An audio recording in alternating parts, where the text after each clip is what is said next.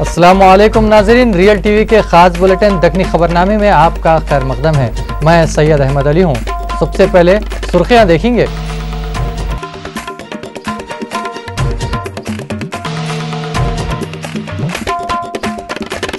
मिस्र में हालात बेकाबू, 630 लोग मरे और कई जख्मी, इमरजेंसी नाफिज।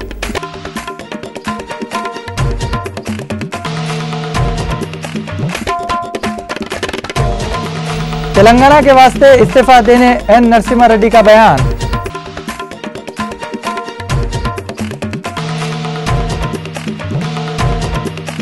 आजादी के दिन झंडा चढ़ाने पे 2 लीडरों में लड़ाई।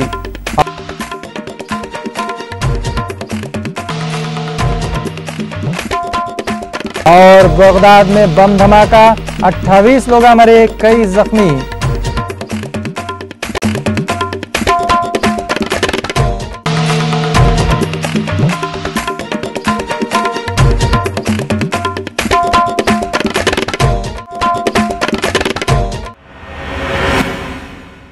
अब खबरें तफसील से देखेंगे। मिस्र में हालात बद से बदतर हो गए। मोहम्मद मुर्सी को छुपाने के बाद से अखवानुल मुस्लिमीन इनको बहाल करके दोबारा इख्तियार पे लाने के वास्ते एहतजाज कर रहे हैं, मगर वहाँ है सो सिक्योरिटी के लोग अंधाधुन फायरिंग करके 630 लोगों को मौत की घाट उतार दिए। इसके वास्ते आज अखवानुल मुस्लिमीन के लोग गजब का दिन मना रहे हैं। जुमा होने के बावजूद लोग सड़कों पर निकल के एहतजाज कर रहे हैं। सिक्योरिटी के लोग कलिच सख्त कानून लगाए थे, मगर इसके बावजूद वहाँ के लोग एहतजाज कर रहे हैं। अमरीकी सदर बाराक ओबामा और दूसरे बड़े रहनुमाओं से मिस्र के हालात पे बहुत गुस्से में आए और बोले कि ये कार्रवाई जल्द से जल्द ख़त्म हो जाना चाहिए। लोग बोल रहे हैं कि लाशें बहुत पड़ी हुई हैं, लाशों को गिन नहीं सक रहे। हुक्काम वो लाशों को गिने जिनको दवाखाने में लाए बोल रहे हैं।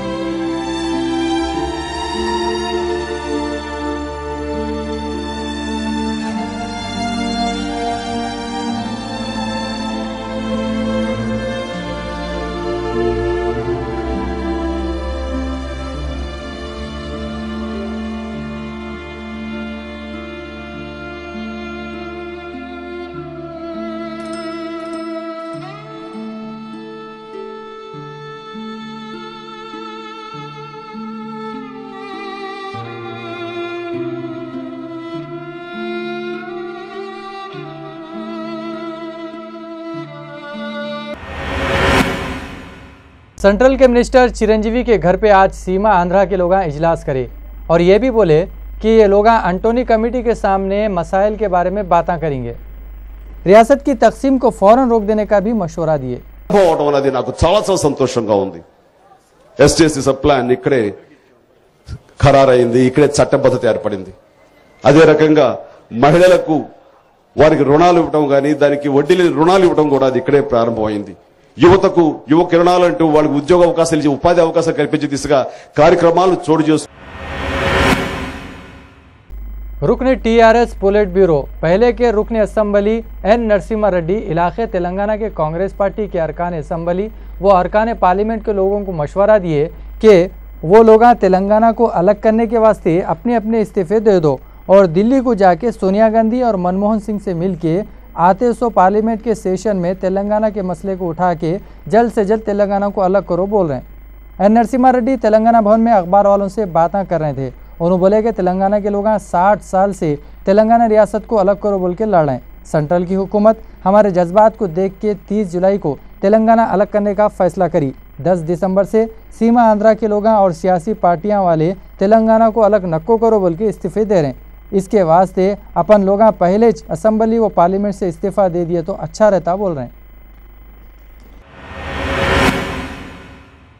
पहले के सदर प्रदेश कांग्रेस कमेटी डी श्रीनिवास अखंड आंध्रा के चाहने वालों से बोले रियासत के बंटवारे के फैसले को कबूल कर लो। उन्होंने ये बात मीडिया के जरिए बोले। डी श्रीनिवास याद दिलाए अलग तेलंगाना का फैसला अचानक रातों रात नहीं हुआ बल्कि सब लोगों से मशवरा लेके करे। उन्होंने बोले तेलुगु आवाम तमीज़ वाली और एक दूसरे का ख्याल करने वाली है। ऐसे लोग पहले के जैसे अलग होके भी मोहब्बत से रहे तो अच्छा है। ज़िले अनंतपुर में पुलिस एक पुराने चोर को पकड़ के इसके पास से 6 लाख रुपयों का सामान वसूल कर ली। ताड़ीपत्री के डीएसपी नागराजू मीडिया वालों से बोले मोहम्मद गौस नाम का चोर मजहबी मुकामात पे और मकानों में नक़ब लगा के कीमती सामान सोने के जेवरात चुराता था। पुलिस चेकिंग के वक्त शक पे मोहम्मद गौस को पकड़ के सख्ती करी तो उन्हें इतराफ़ कर लिया कि अनंतपुर के गुत्ती मंडल में कित्ते की चोरियां करा। इसके पास से चोरी का सामान लेके पुलिस इसको अदालती तहवील में दे दी। जिले राजमंड्री में है सो जेल में कैदी माफ़ी नहीं मिली तो मरने की कोशिश करा। राजेंद्र प्रसाद नाम का एक कैदी बहुत महीनों से राजमंड्री सेंट्रल जेल में है। इन्हें माफ़ी नहीं मिलने से मायूस होकर 16 अगस्त में अपनी सेल में खुदकशी करके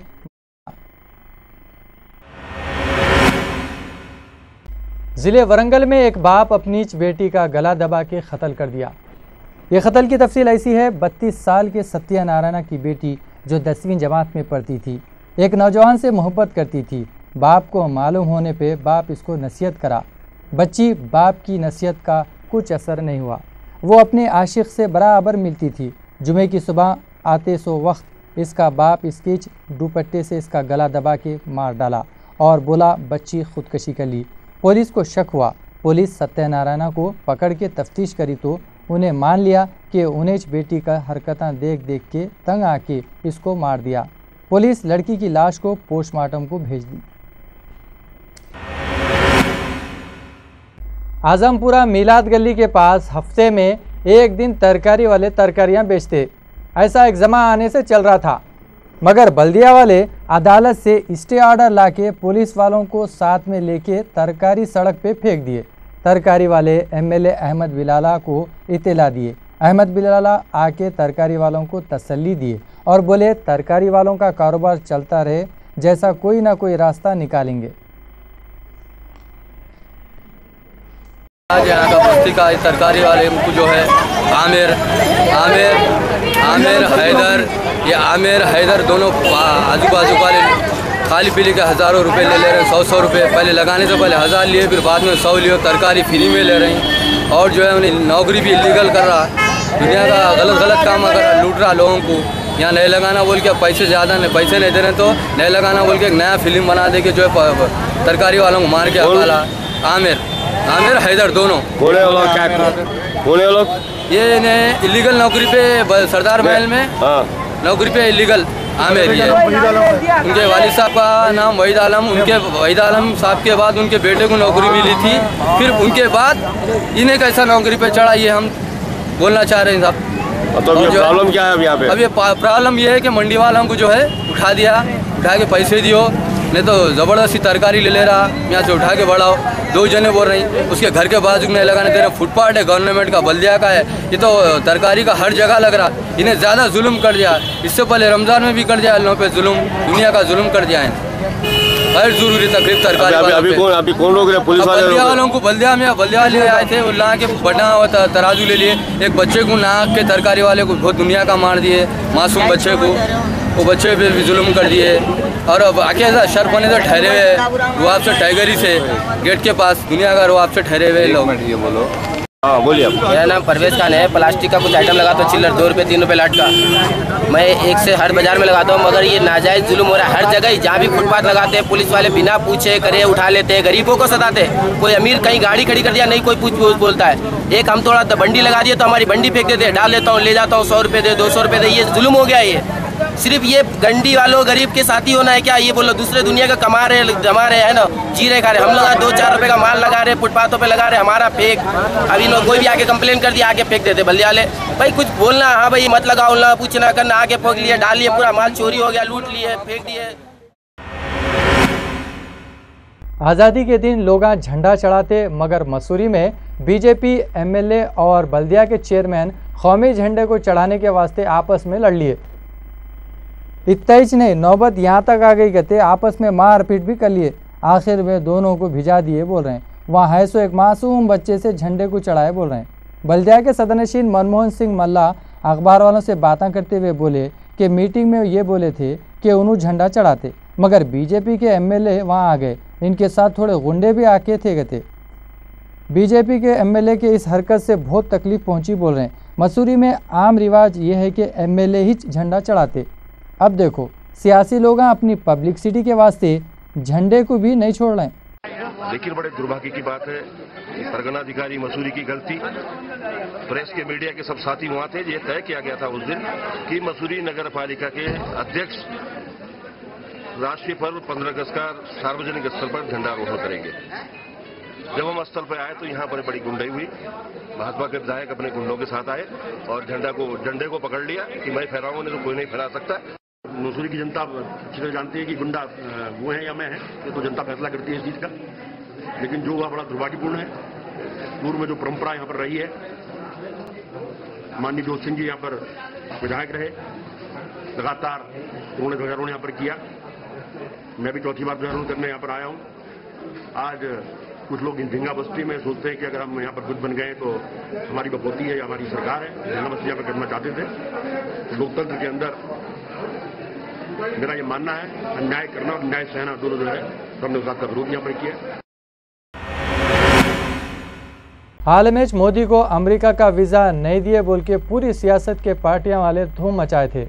बरतानिया की इस दावत से मोदी के हौसले और बढ़ जाते बोल रहे हैं। ये सियासत के लोग बाहर का दौरा करे तो खतरे से खाली नहीं रहता, कुछ भी हो सकता। अब बरतानिया नरेंद्र मोदी को वीज़ा और दावतनामा दे के फसाद को बढ़ाने का काम कर रहा। सीबीआई इशरत जहां केस के मुलजिमीन और गुजरात के अफसरों के बीच की बातचीत का टेप सामने आया है, वो सही छे गते। गुजरात पुलिस के एक मुलजिम अफसर ये टेप एक एजेंसी को दिए। शुरू की तहकीक में सबके सामने आया था ये टेप, और इस टेप से कोई भी छेड़खानी नहीं करे और ना एडिटिंग करे। लोग बोल रहे हैं कि समझने के वास्ते इस टेप में आवाज़ें हैं जो सही हैं, जो वीडियो में दिख रहे हैं। सो पाकिस्तान में भी 67वां आज़ादी का दिन मनाया। इस्लामाबाद में वज़ीर-ए-आज़म पाकिस्तान नवाज शरीफ झंडे को लहराते हुए बोले, मुल्क की तरक्की के वास्ते मैं अपनी जान की कुर्बानी भी देता हूँ। बोले, मेरा मकसद मुल्क और जमहूरी सियासी इदारों को मजबूत बनाना, दहशतगर्दी को भी जल्द से जल्द ख़त्म करेंगे बोल रहे हैं। और साथ ही साथ ये भी बोले कि पाकिस्तान एटमी मुल्क बनने के करीब है। इस मौके पर यूएनओ के जनरल सेक्रेटरी बान की मून भी इस्लामाबाद में मौजूद थे। बाद में कौमी गीत गाए बोल रहे हैं। पाकिस्तान की दारुल हुकूमत इस्लामाबाद में एक अजीब व गरीब वाक़या पेश आया। सिकंदर नामी एक शख्स अपनी बीवी बच्चों के साथ इस्लामाबाद के तिजारती मरकज़ ब्लू एरिया में बंदूक की ज़ोर पे अपना डेरा लगाया और बोला कि मुल्क में शरीयत नाफिज करो, नहीं तो वो लोगों पर फायरिंग करना शुरू कर दो तुम। इसके पास ऑटोमेटिक राइफल भी थी। इस वाक़े से इलाके में दहशत फैल गई, लोग हैबत में आ गए और बाज़ार बंद होना शुरू हो गए। पुलिस तो आई मगर पुलिस भी हैबत में थी। पुलिस वाले कार्रवाई करने से डर रहे थे। पुलिस वाले बोल रहे थे कि अगर कार्रवाई करे तो लेने के देने पड़ जाएंगे। वो अकेला आदमी बंदूक की नोक पे पाकिस्तान की दारुल हुकूमत में दहशत मचाता रहा। इस वाक़े को देखने के लिए मीडिया वाले भी वहाँ पहुँच गए मगर कोई भी इस शख्स को काबू में नहीं कर सका। बाद में जमरूद खान नाम के पाकिस्तान पीपुल्स पार्टी के एक लीडर वहाँ पहुँचे और उन्होंने बातें करे वैसा करके सिकंदर के दोनों हाथों पकड़ लिए। जमरूद खान पर फायरिंग भी करा मगर निशाना चूक गया। बाद में पुलिस वाले भी कूद गए और इसके बंदूक छीन लिए। इस तरह 5 घंटे के बाद दहशत का ये ड्रामा ख़त्म हुआ। पाकिस्तान के लोग पुलिस पर थू थू कर रहे। उन्होंने बोल रहे हैं एक शख्स बंदूक लेके रोड पे ठहर जाता और लोगों को गोली मारने की धमकी देता है और फिर इसकी दहशत से बाज़ार बंद हो जाते। तो फिर तालिबान आएंगे, दहशतगर्द आएंगे और गुंडों का बड़ा ग्रुप आएगा, तो फिर इनका क्या होता है। इराक़ का सदर मुकाम बगदाद में बम धमाकों से 28 लोग मर गए और कई लोग ज़ख्मी हैं। इराक़ में कई दिनों से लड़ाई चल रही, लूट मार ज़्यादा ही हो गई। परसों अप्रैल में एक सुन्नी एहतजाजी कैंप पर सिक्योरिटी के लोग हमला करके ये लड़ाई को और बढ़ा दिए। थोड़े महीने में 3000 लोगों की जानें चले गई। इससे इराक़ में और ज़्यादा खूनम खान लूट मार बढ़ गई। ऐसा मालूम हो रहा कि इराक़ में एक बार फिर 2006 और 2007 के जैसा माहौल पैदा हो गया। पुलिस वाले बोल रहे हैं कि क़याम के पास बस स्टेशन के करीब बम धमाकों से 6 लोग मर गए और 18 लोग ज़ख्मी हो गए। खिलानुमा ग्रीन जोन के पास गुलवी मुकाम पे मजदूर काम कर रहे थे कि कार धमाका हुआ और 5 लोग मर गए और 13 लोग ज़ख्मी हो गए। ऐसी वाक़यात बगदाद के हो रहे हैं। वहाँ है सो लोगों की ज़िंदगी बड़ी परेशानी की हो रही।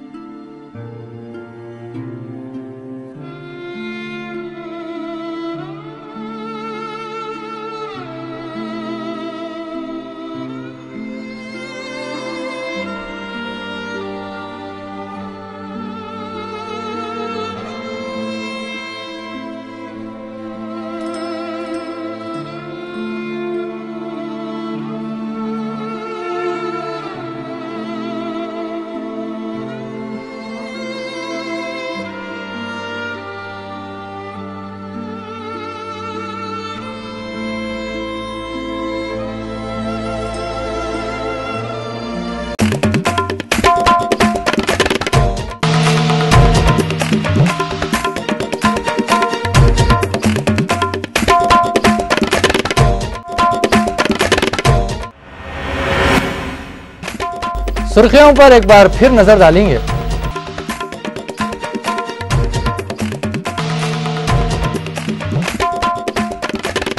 मिस्र में हालात बेकाबू, 630 लोग मरे और कई जख्मी, इमरजेंसी नाफिज।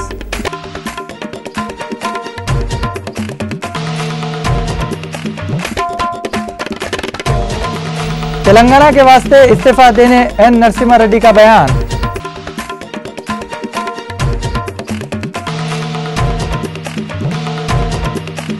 आजादी के दिन झंडा चढ़ाने पे 2 लीडरों में लड़ाई।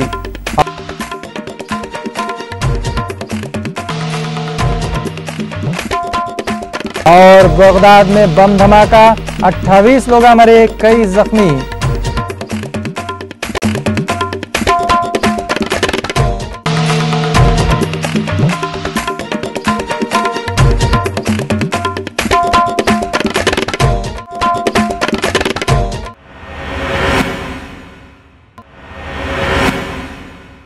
तो नाजरीन, ये था दक्कनी खबरनामा।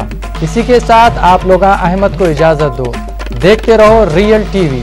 यह ऐसा टीवी है जहां आप लोगों को बेहतरीन खबरें मिलते और प्रोग्राम भी बड़े इंटरेस्टिंग होते। मेरे को तो इजाज़त दो। खुदा हाफिज़।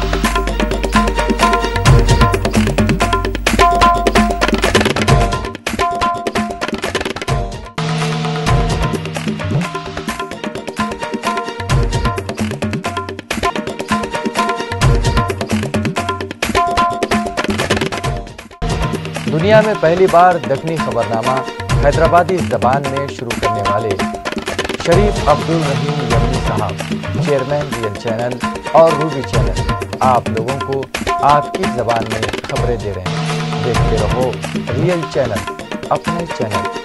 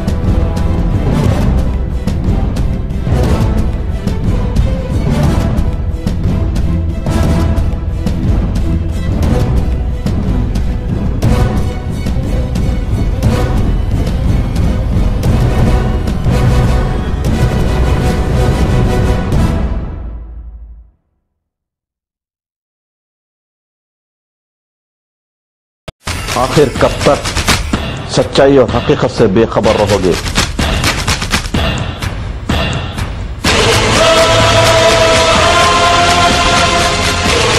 हम आ रहे हैं सच्चाई और हकीकत से जुड़ी खबरें लेकर। रियल चैनल, सच्चाई और हकीकत का असली नाम।